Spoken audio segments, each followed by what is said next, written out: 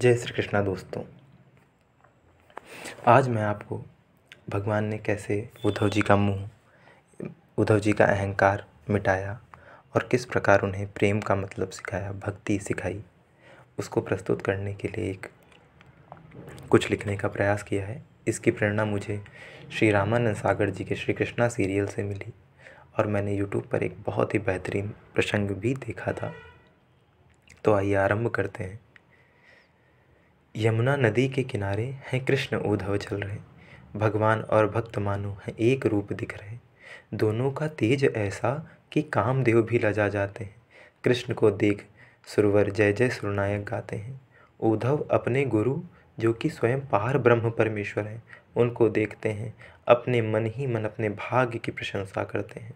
पर आज उद्धव को माधव कुछ विस्मित से दिखते हैं, कहीं स्मृतियों में खोए लगते हैं।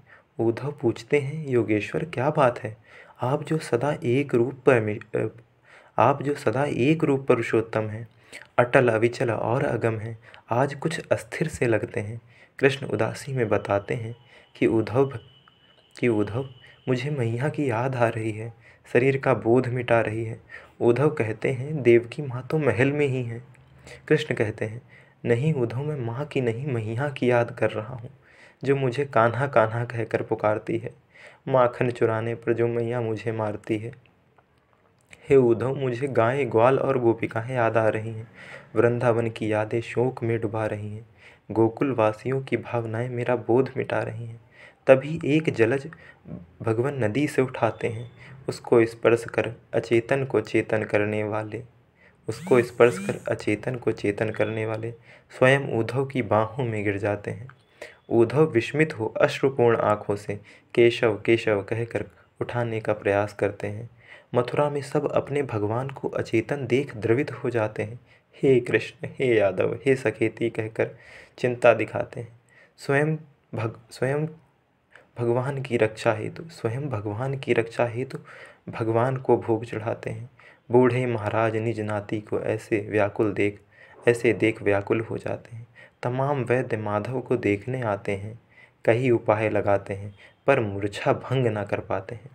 तभी द्रवित उद्धव रोते हुए कहते हैं कि माधव अब उठ जाइए और न सताइए। इतने में वे कमल पुष्प भगवान के हाथ से ले लेते हैं। देखते हैं कि गोविंद कुछ सचेत हो जाते हैं, पर सर्वशक्तिमान ठीक से बैठ भी ना पाते हैं। उद्धव कहते हैं कि हे भगवान, ये क्या हाल बना रखा है? स्वयं सर्वज्ञ होकर खुद को क्यों मुँह में डुबा रखा है? आप तो जानते हैं जगत मिथ्या है, सभी संबंध भाव रिश्ते नाते केवल आपकी निज माया है, सबको आपने बनाया है, तो किसने तुम्हें मुँह में डुबाया है? कृष्ण कहते हैं भैया, ये गोपियों के प्रेम का प्रभाव है। उद्धव पूछते हैं, क्या इसका कोई उपाय है? कृष्ण कहते हैं, जैसे भाव भक्त मेरे लिए रखता है, वैसे ही मैं भी उसके लिए रखता हूँ। उसके धीमे धीमे मेरी तरफ चलने पर भी मैं उसकी तरफ दौड़ने लगता हूँ। आप गोकुल जाएं, हे बृहस्पति शिष्य, उनके मुँह को मिटाएं। मैं पत्र में योग सूत्र लिखे देता हूँ, आप गोपियों को जाके सिखाएं। मुझे इस रोग से मुक्त कराएं। अगला भाग इस पर होगा कि किस प्रकार उद्धव जी वृंदावन को जाते हैं और वो कैसे ज्ञान को प्राप्त करते हैं, प्रेम को प्राप्त करते हैं। तो ओम नमो भगवते वासुदेवाय नमः। ये बात सत्य है कि अगर हम भगवान की तरफ एक कदम चलते हैं तो वो स्वयं दौड़ने लगते हैं। तो ये बात कहीं ना कहीं भगवान की कृपा से मन में आई है।